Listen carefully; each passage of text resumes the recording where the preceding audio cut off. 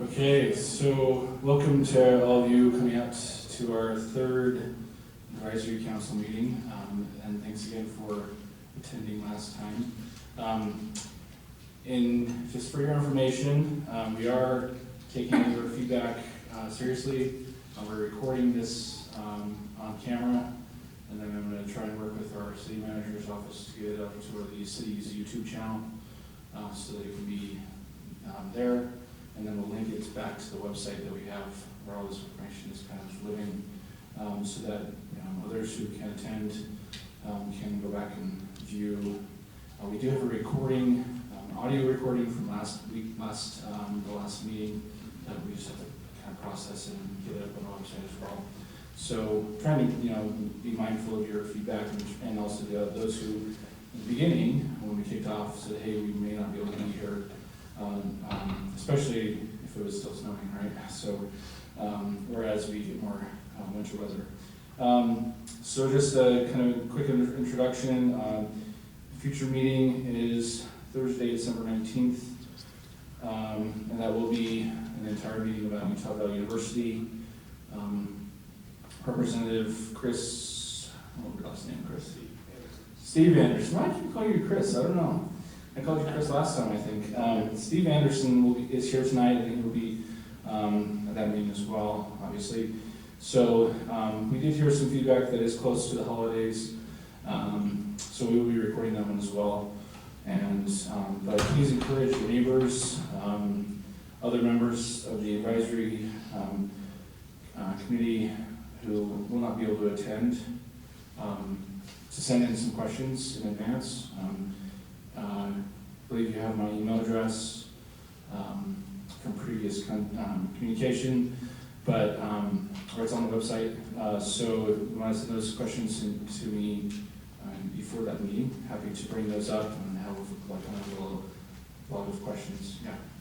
Would it be possible to dial into the meeting while it's there? Because I want to send a question to you, but I want to listen. I want to listen to this. I think that, and yeah. learn. As I ask the speakers. Like I said, we're trying to take your feedback seriously. I think that's something we can definitely try to set up, and we were exploring even potentially. I talked to the city manager's office about doing on the Orem's Facebook, maybe doing Facebook Live. This may not be the method that everyone's maybe comfortable with or not, but my other work that I've done, Salt Lake City, a lot of there's community councils in Salt Lake City use Facebook Live to live broadcast their community council meetings, and then those are recorded, and then they can archive those after the fact. That's one method we'll look into, but that's something, yeah, we'll definitely try to make that a possibility so that could be a participatory option for those who maybe can't make it. Where will that be, in the classroom building? Just one of the things now. I think we're going to have it here in the chambers again. I think we were trying to maybe have it on one of our other meetings down there, but I don't know if that scheduling worked out or not, but we'll definitely confirm. The next meeting will be here, but we'll let you know if a subsequent meeting will potentially be there. Any other questions about the next meeting or other meeting questions? Just a quick, again, I'd just like to show you live. We have the draft meeting notes from there. I say the draft because I was feverishly writing, as you guys are all from Sunset Heights, East and West, were mentioning transportation goals and targeted areas, specific intersections.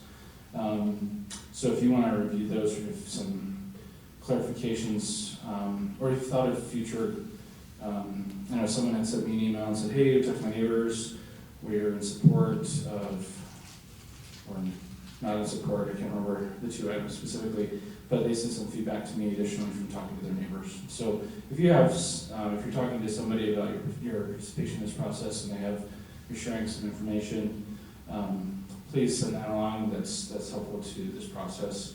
And then just to show also, I wanted to show from last week's meeting, last meeting, those slides that we had shown from Paul Goodrich were talked about the around about 1200 south.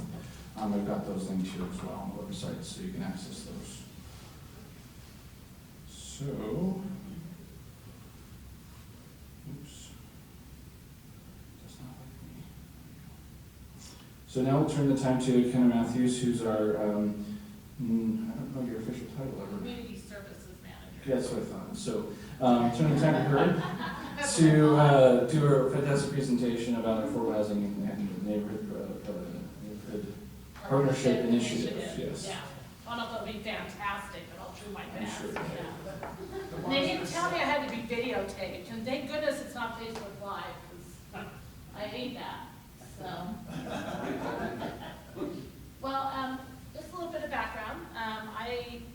Some of you already know me, but I work for Habitat for Humanity for several years, for almost 14 years, so I have been involved in housing for almost 20 years, and so I do have a pretty good background in housing, and I guess that's why they asked me to do the housing part. And then I do run the neighborhood programs for the city, so we'll be touching on that. Many of you were in a meeting before about neighborhoods, and so we'll just touch a little bit on that at the end. But feel free to ask questions, or whatever. We're just gonna kind of tell you about affordable housing, some of the issues that we're facing here, and some of the things the city is trying to do to combat some of those issues that we're having, so. Are you gonna talk in general, like, do you have data or statistics around, for the various areas that we're talking about, percent of single-family homes, percent of, you don't have any data? I don't have any data about that, but we can get that for you. Yeah. Yeah. Okay, just curious. Right, Well, Jason? that will be part of our, this plan. We'll have that data in the plan, so. I got it. I hate mics, can you hear me? Yeah. Even in the back? Yeah. I have a really loud voice, so. So housing is affordable if the household can attain it. That includes rent, mortgage payment, taxes, property taxes, and utilities, with no more than 30% of that household's gross monthly income. So oftentimes with affordable housing, people think homeless, they think low-income people, but really HUD says that you should only be paying up to 30% of your gross monthly income for housing. And that's across the board for any income. So to keep that in mind, that right now, housing's not affordable really for anyone, unless you're making a huge amount of money. And affordable housing doesn't always mean multifamily housing, or those kind of things. Okay, so the camera will, okay, I guess I get to talk in the mic, much to my dismay. So affordable housing doesn't necessarily mean large multifamily units. It can be medium density townhomes. It can be small duplexes. It can be accessory apartments or even single family homes. So a lot of people equate affordable housing with multifamily units, and it doesn't always need to be that way. Why does affordable housing matter to a community?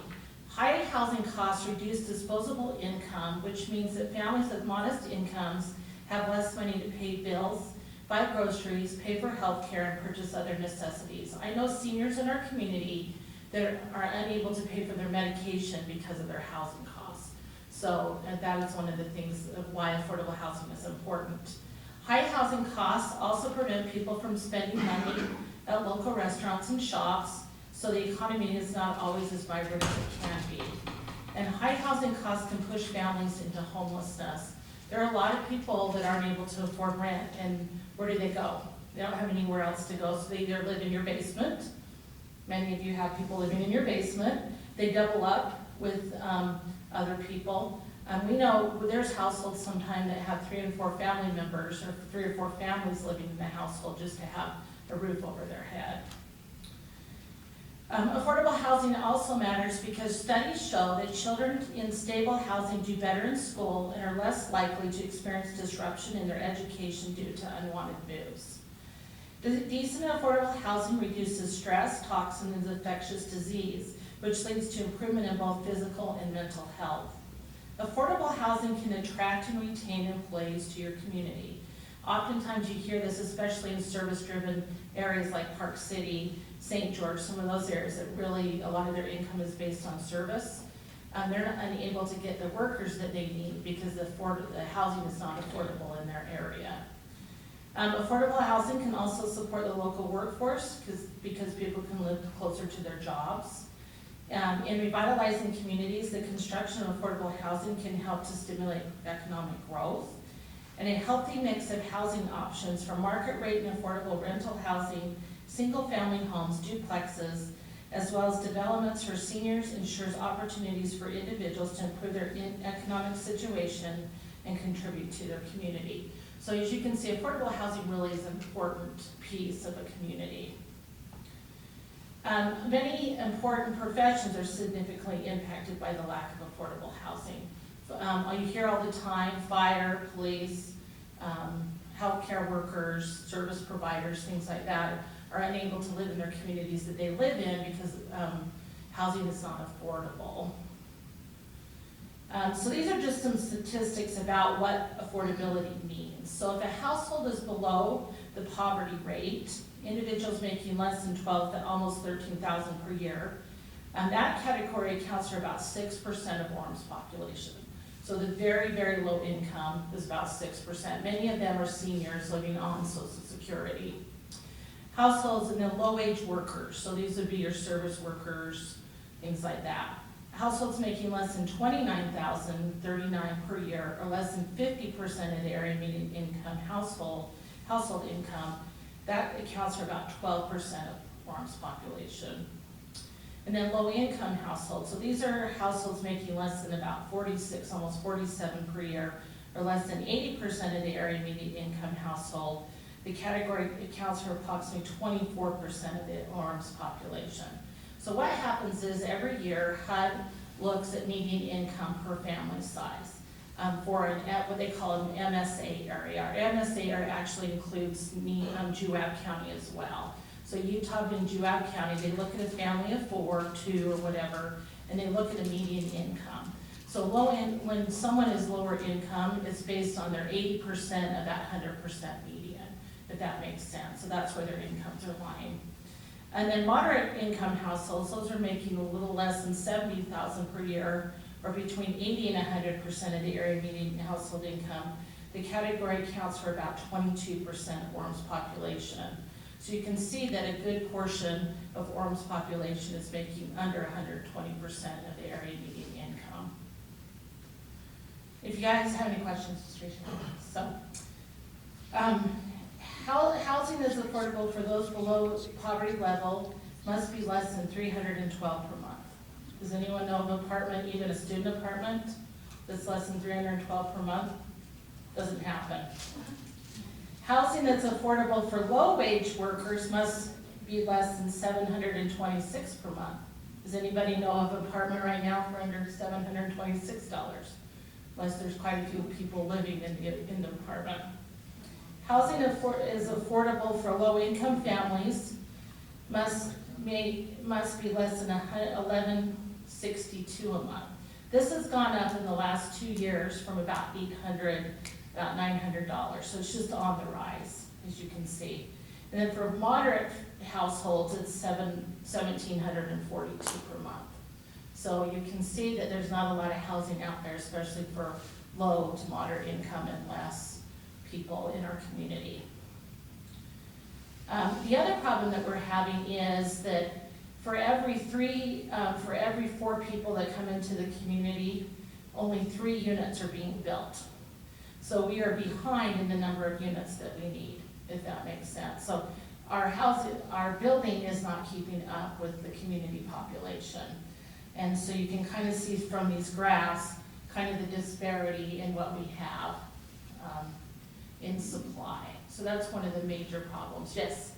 Well, I'm seeing that, but then all I'm seeing there is just saying that turns around and it adds to the developer who wants to do the PRD and the high density, but why can't Orem turn around and change a lot of the zoning from R85 down to R5s, which could put affordable housing in the lower income? Because if you have a smaller little home on a little piece of property and they build a brand new one, it puts it in the category, that's within the terms of low income, but yet that doesn't work for the individuals because you can only build the amount of housing on a PRD, which is an acre and a half. And so there's lots of people who have properties that are, say, 14,000 square foot, that they could turn around and divide that one into 3 properties, or say 16. Right. But that could be affordable housing, but we're not letting the individuals do that in our city because we're only letting PRDs Right. at an That's- acre and a half. Yeah, so we're gonna talk about maybe some solutions, and that's one of the solutions that has been talked about, is having smaller lot sizes, or allowing for smaller lot sizes so more homes can be built. But that is a great suggestion. All right, so as of 2018, which is, we're getting new numbers, 24.6% of moderate to low income households in Orem were paying more than 30% of their monthly income towards housing costs. This corresponds to almost 7,000 households in our community. HUD says that these people are cost burdened or highly cost burdened. Many of these people are paying more than 50 to 75% of their income just to have a roof over their head. So you can see that there's a huge disparity in income versus the cost of housing. So what are some of the common impediments to affordable housing? Recently, I run our community development block grant program for the city, and so every year we have to do a 5-year consolidated plan. And so we just recently had a consultant do some housing studies for us, and those will be released here shortly.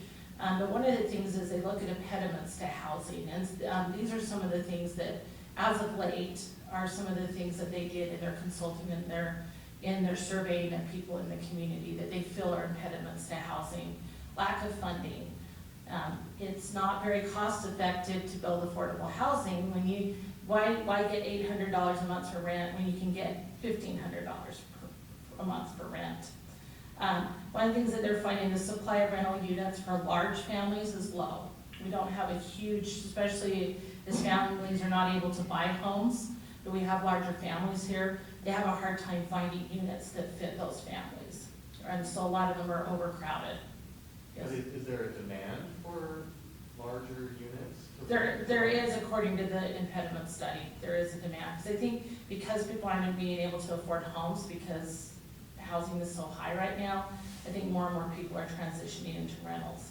And they're finding that there is a need for that. This didn't say that, but I know in my work, there's a need for like 1-bedroom units too, especially for low-income singles. Small and large.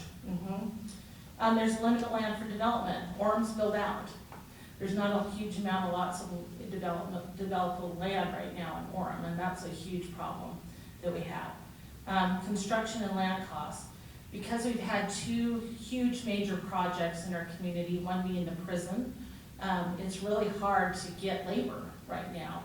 And so you have to pay more to get labor to do building. And construction costs are just inflated out of this world because people, it's a supply and demand thing. There's a huge demand, and so they're able to charge more money. Current zoning, that's kind of what you brought up with some of the current zonings. Some of the, not necessarily Orem, but some of the cities in our community have square footage requirements for homes. They have lot size requirements, kind of what you talked about, but even larger than we do here. So it really limits some of the ability to build affordable housing. There's a lot of NIMBY. I don't want affordable housing in my backyard, or I want bigger homes. I don't want multifamily housing, those kind of things. And so there's a lot of that not in my backyard resistance that we're having. I always laugh because we come to these meetings sometimes, or we go to these meetings and people are like, well, we don't want our kids living in our basement, but we want 12,000 square foot lots.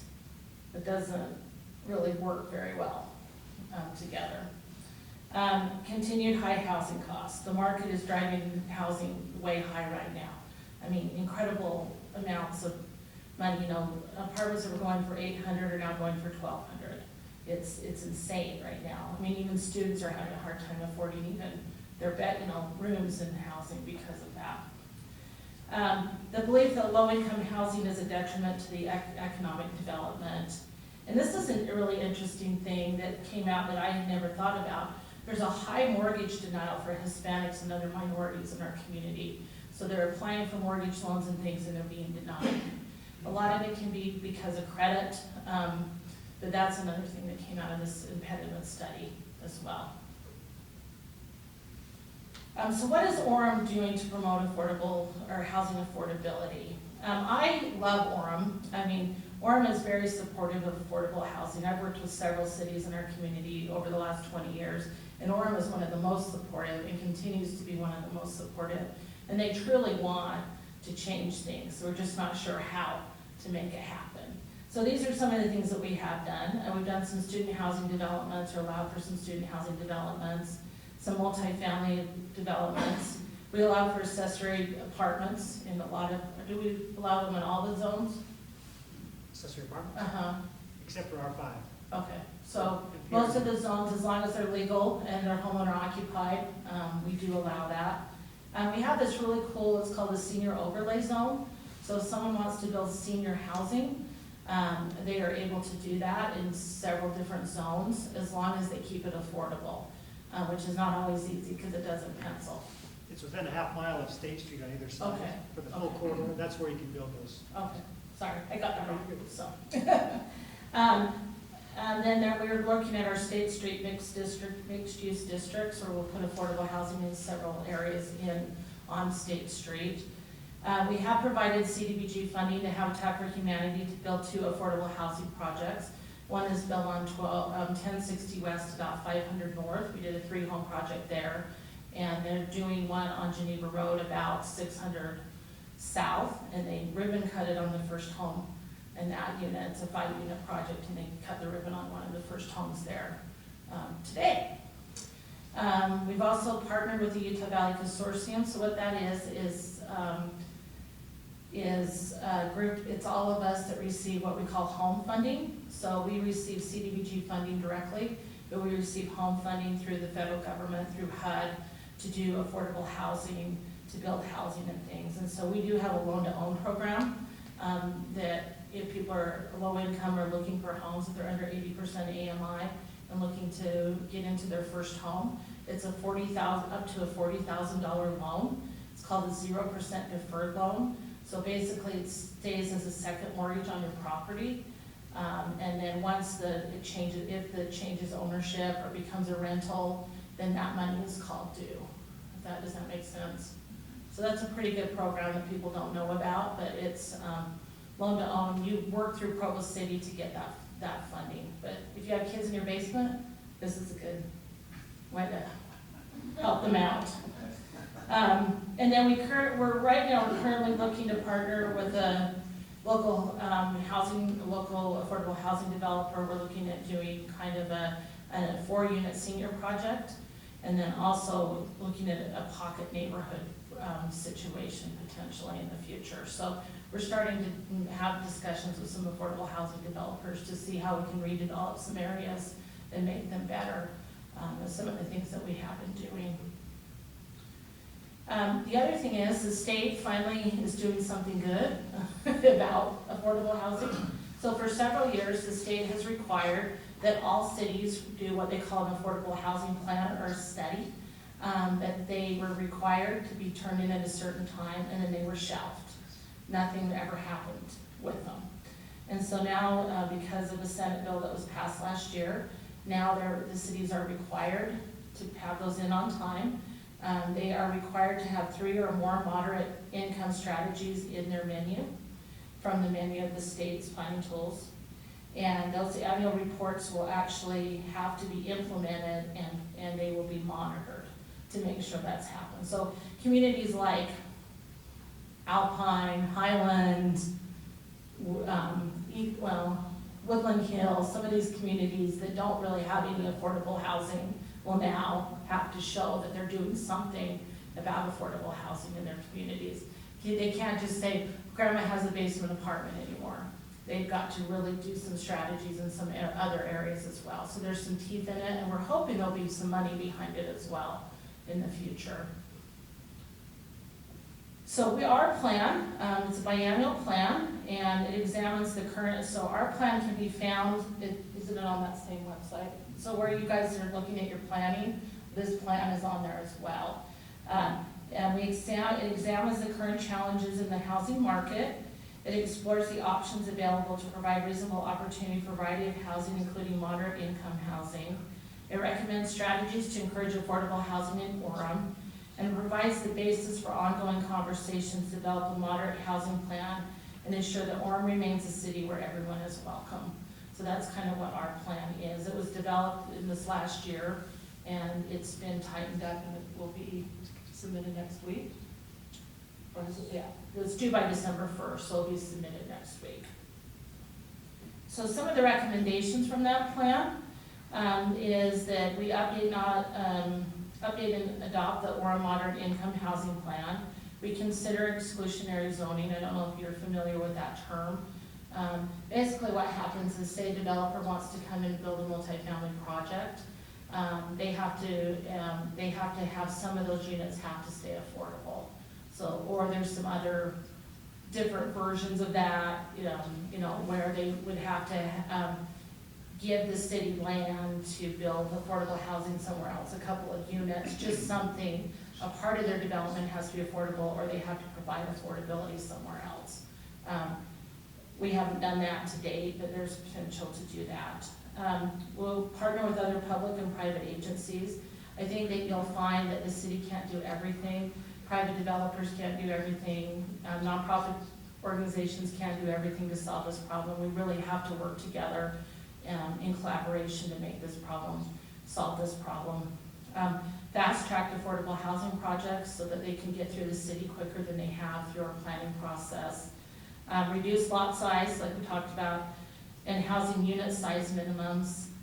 Explore community land trust. Has anyone heard what that is before? So basically what happens is the land trust owns the land that the home is built on. And it's kind of like a 99-year lease for your home. So you put your home, you'll build your home or whatever, or your condo or whatever that you have, but the land stays in, the trust continues to own the land and you own the home. And it has to stay affordable for 99 years. So if you were to move out of the home, you do get some equity, but you don't get the equity in the land, and then that home is then sold to another person in an affordable way. So that's kind of how that works. And you can, depending on the way the trust is set up, you can renew it for another 99 years. So that's kind of something. Does the homeowner pay anything to? They pay a small fee, like a small HOA fee every month. It's pretty small. But it doesn't run the risk of what happens to some period of parties and then buy the trust and charge. Yeah, it doesn't like that. No, nothing like that. We do have a new. The trusted deed is it's a charity, so it's set up. Right. Yeah. Yeah. Set up as a charity, I believe. Yeah, right now we have one organization that's called Utah Regional Housing. It's a brand new organization that's kind of it's being run by the Provo Housing Authority that's looking into trust. They just bought, I believe, 4 condo units in Provo that they are putting into the trust for the first set to see how it goes. And they're looking for other lands. They've asked Orem on a couple of different projects about, allowing for that trust, and so we're looking at that as well. They do have quite a few trusts in Park City. As you know, Park City is very inflated. In Hawaii, my understanding is unless you're born and raised there, you cannot own property, so everything's in a trust over there most of the time. We're gonna focus on the missing middle housing. One of the things that duplexes, triplexes, fourplexes, those aren't built as often as they used to be, and that's something else that we are thinking to focus on. And then this kind of leads into our next topic, but we're gonna reinvest in Orem's older neighborhoods. We need to get homeowners into homes in older neighborhoods. Homeowners make better for better neighborhoods, and that's what we need to do. Right now, we're having a trend where a lot of the people that owned homes in those neighborhoods are dying, or they're moving to care facilities. Their children are then selling them to landlords, and the landlords are renting them out. And we need to change that. We need to get them sold to homeowners, affordably, and get some new homeowners into the neighborhood. So that's something else, is making those neighborhoods so people want to live in those neighborhoods is kind of the goal. I don't know exactly, but we've got to reduce crime, we've got to make the neighborhoods look better, you know, the markets, it's being market driven quite heavily right now, but if the market, hopefully the market crashes or something happens, I don't know if it's going to, but something's gotta happen. Did I really say that? Well, I'll just give you an example. When I worked at Habitat, when the market crashed, 2007, 2008, I was buying homes in some of those neighborhoods for $85,000. Those same homes, same condition, are now going into the 250 and 300 range. And that's within less than 10, 12 years. So, and like a housing developer, oftentimes it's cheaper for them to buy a home like that, renovate it and sell it, than it is to build new. But now developers can't, especially affordable housing developers, can't make that pencil. Because you buy it for $250, you put $80,000 worth of work into them, well, now they're not affordable anymore. So that's a challenge, but that's what some of those things, strategies that we're looking at. Or maybe we subsidize some of the purchase or something like that, so it can't happen that way. So, okay, any questions on housing? Yes? No, years ago, and I'm talking probably 40 years ago, I thought it was 50% was what taxes, insurance, utilities, and mortgage. I thought that is what the cutoff, at least for getting a loan, that's what they looked at. If you could come in 50% with all those numbers added together, then you were approved for a loan. So how does HUD set this 30% income as being? I'm not really sure. As far as many years as I've been involved, it's been 30%. That's not loan approval, right? That's just determining what's affordable and non-affordable.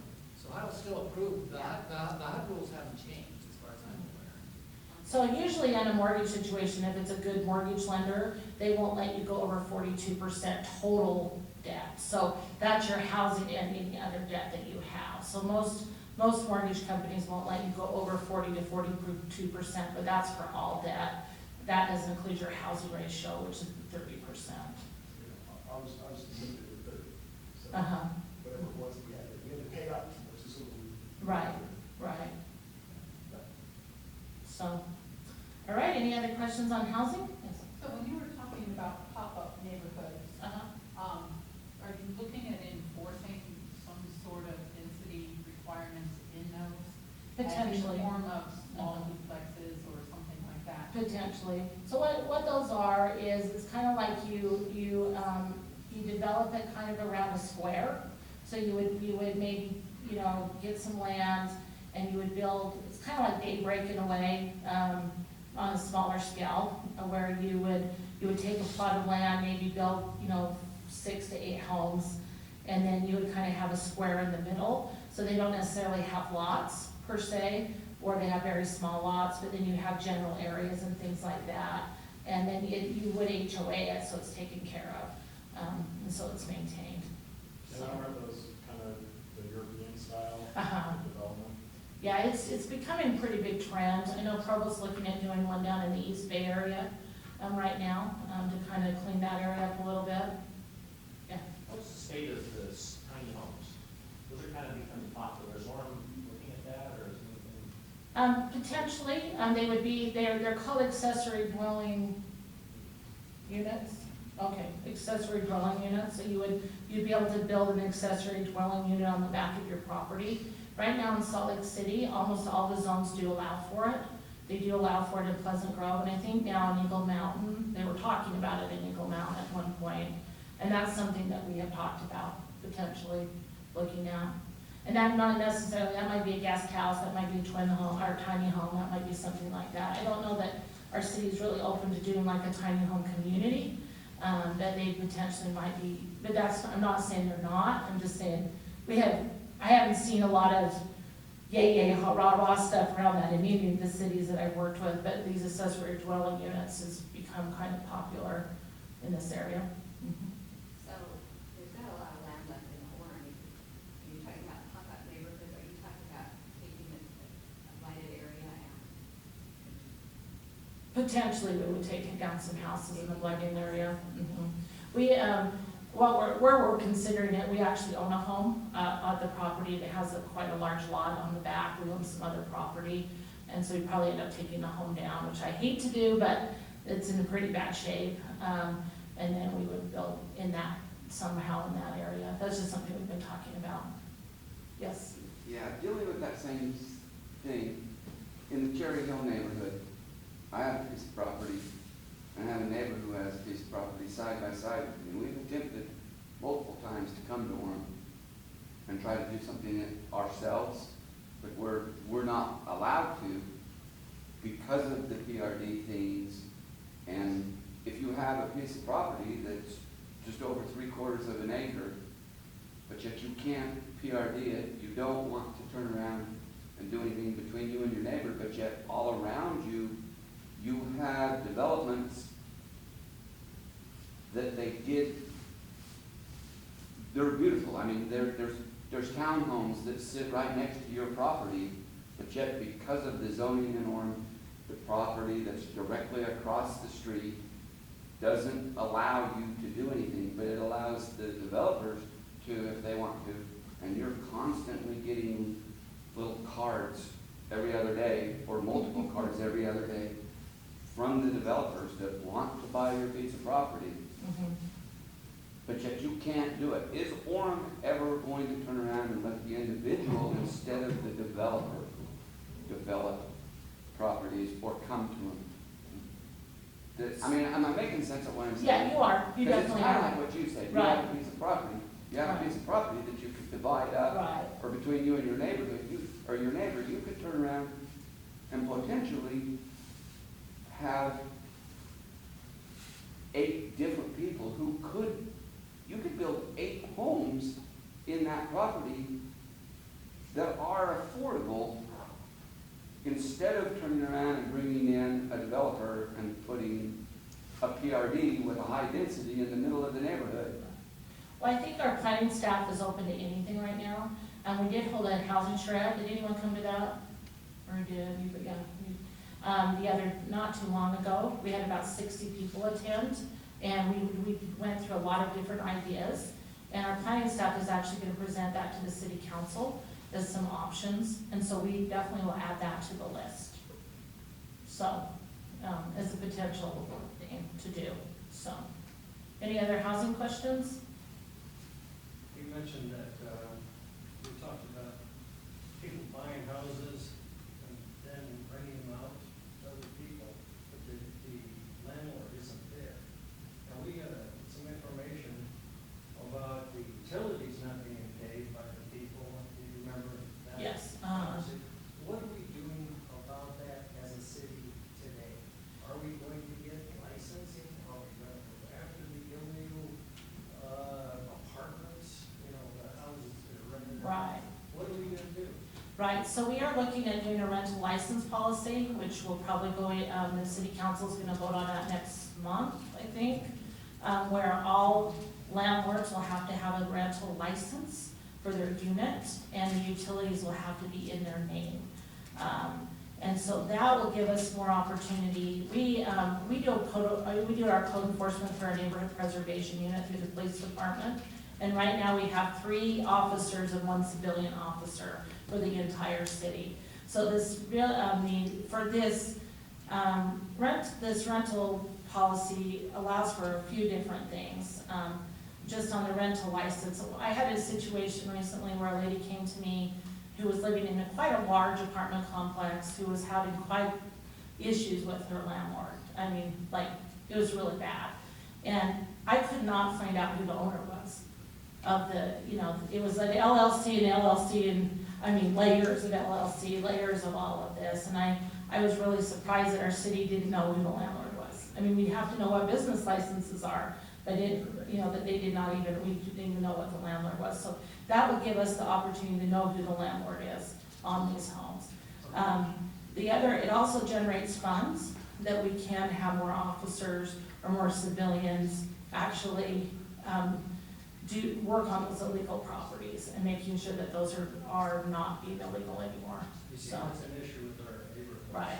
Now, especially poor neighborhoods. Right. And the best thing that you can do is report it. So report that through our health center. But your officer shot, Uh-huh. okay? And the officer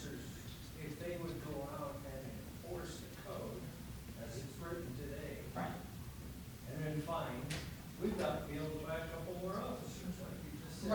Right. So why don't we do that? And I know that it's a priority, it's just, there's a lot, I know, and I don't know everything about that, but I know I'm in discussions about this all the time. My boss is actually the one that's leading out on this rental policy, and I know that that's one of the reasons, is because we know there's a lot of illegal rentals in our city, and we want to stop that. We want them to follow code, because we'd love to have these houses bought and turned into homeowners. Yeah.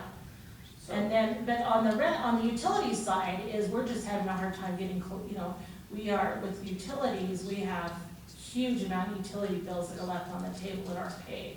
So that's one of the reasons for that. That's just one issue. Right. This illegal rental thing, and Right. say, we don't have enough parking, we don't have this, we don't have Right. that. So, can you put some pressure on them, please? I will, yes, definitely. We actually live in probably a low, income area, right? Our houses are low income houses. We've taken pride in our home, but we have a lot of homes that are around us that are, weed overgrown, junk, trash cars, Right. What is the city going to do if they get more of this kind of housing to make sure that that doesn't keep happening? What We're you're just- trying to say is Right. that we have a neighborhood that will become blighted Right, and is blighted. right, today. right. Well, I know that we're doing that's what we're gonna talk about in just a minute. I run the neighborhood program and I work with neighborhood preservation every day. And they're, like, we're trying to get people fined, we're trying to get people warned, but we're also trying to get people to do better. And so we have some award programs coming, we're gonna do it with what we call a Property All-Star Program, where we award people for improving their properties. We're also trying to give people positive things. So when someone gets a warning or a citation, we come out and we give them kind of a how-to-do manual. Like, this is what you need to do to keep your grass green. Or this is how you do this, or this is how you do that. Trying to encourage people to be more involved in their yards and their properties. So there are things underway, it's just, there's a lot to deal, a lot to take care of. So we are working at those things to try to make those not be like that, but people are hard to deal with, and there's not a lot of officers, so we're working on that. Does that make sense? We're trying to do a positive thing, and try to get people to change the way they're doing things. Not that I don't know if that's gonna help, but we're trying. We live in a high desert. How does the city of Orem wrap its head around limited water and green grass requirements? So we just passed the xeriscape ordinance that allows for less green space and more hard space than we have ever. Is it 60-40? 50. 50-50? But it doesn't have to be grass, so 50% green, so it can be bushes, shrubs, xeriscape plants. Xeriscape, not zero-scape. So. Yeah. So my neighborhood, my street specifically, 75% of the homes have legal accessory apartments. And other streets around my street also have legal accessory apartments. And it's been a huge benefit to the economy of the homeowners and, Right. and our community, because it brings in younger people and like children, and it's really good. There are some people in the area that also have accessory apartments that would not be considered legal on the Orem City's website. But yet, we as a neighborhood, hasn't been reported, or like turned in, because it's a benefit to our neighborhood. One of the things that I've noticed is that across the street from me, there's a legal apartment in the basement, but it's been a constant problem with drugs and other things like that. And again, if it's a legal apartment, it's not necessarily like, oh, we gotta shut that down because it's legal, right? So what I would like to propose, and through your neighborhood preservation unit, is let's increase the nuisance laws in Orem to be reasonable and have teeth, but let's maybe reduce the restrictions to allow people to have accessory apartments more easily, because they are a benefit to the neighborhood and to the homeowner who has them. And so instead of after a homeowner that wants to rent part of their home responsibly. Let's instead focus on, you know, keeping the nuisances under control instead of like restricting property rights to be nothing. Okay. That's just what I would. We'll add that to that list. That's a really good idea. Yeah. I think some of it goes around life safety issues, Right. health safety issues that we have to maintain, you know, but I think that is an interesting idea that we can add to that list. So, well, I've run way out of time, so, but I'm gonna just go over our neighborhood stuff really quickly. So recently, we changed our neighborhood program from our Neighbors in Action to our neighborhood preservation, or neighborhood partnership initiative. And I just wanted to tell you a little bit about that for you that have not heard this bill already. So the previous 22 neighborhoods have now been combined into 9, and they're the planning districts. So as you see here, we have planning districts. These neighborhoods are based on Development Services neighborhood planning groups and will be used for planning and communication purposes only. So we're not going to be known as neighborhoods anymore. We're going to be known as planning districts. And so you can kind of see your district from this thing. So you're in Sunset. So Sunset Heights West and Sunset Heights East are together as a district. Where's Cherry Hill? And then Cherry Hill's with Lakeview. So you guys are in District 9 or District 8? Right, 9 or 8, correct.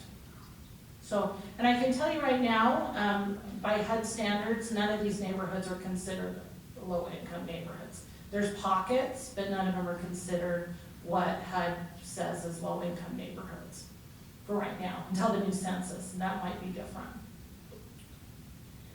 So there are no more leadership positions. Previous chairs have been invited to participate in neighborhood plannings, trainings, things like that. And communication to neighborhood residents will be done through targeted emails, mailings, social media, utility bills, newsletters, schools, and the utilization of network of community leaders that are connected with people of a given neighborhood area. So we have some resources. We have our new neighborhood page. So this is all things neighborhood.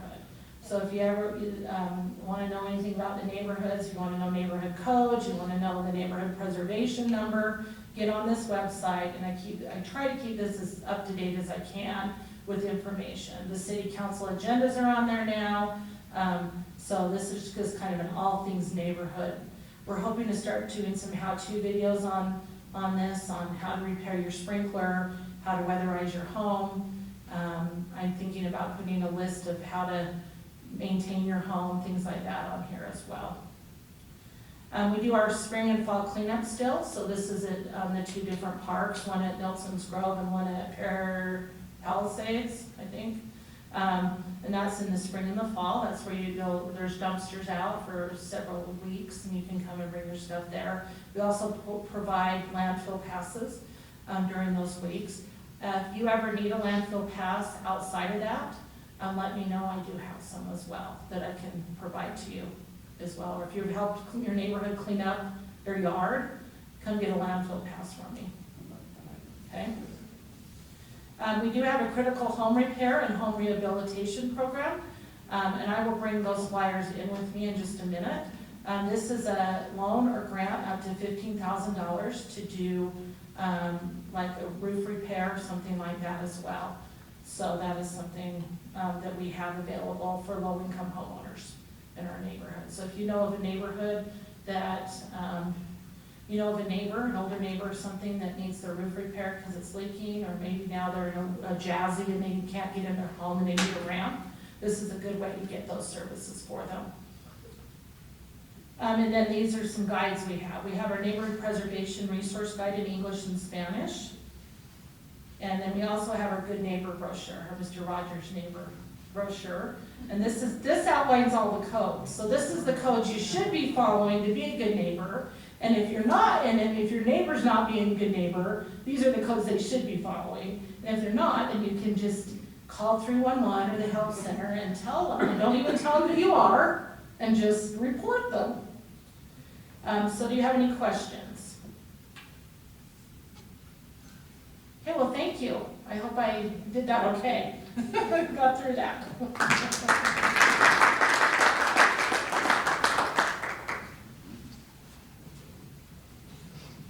I'd like to thank Kenneth for coming tonight and presenting. I guess, those are some great questions about housing. We are gonna break off into our two groups for a few minutes, and do what we did similar to last time, just brainstorm some ideas relating to kind of Kenna's topics of housing and our neighborhoods. And so Jen and I will lead those groups again. So those of you who did come to the charrette, some of the housing questions that you all had potentially were addressed there. But we wanted to kind of, in our discussion groups tonight, definitely those who did attend, I think there's going to be split between the two groups.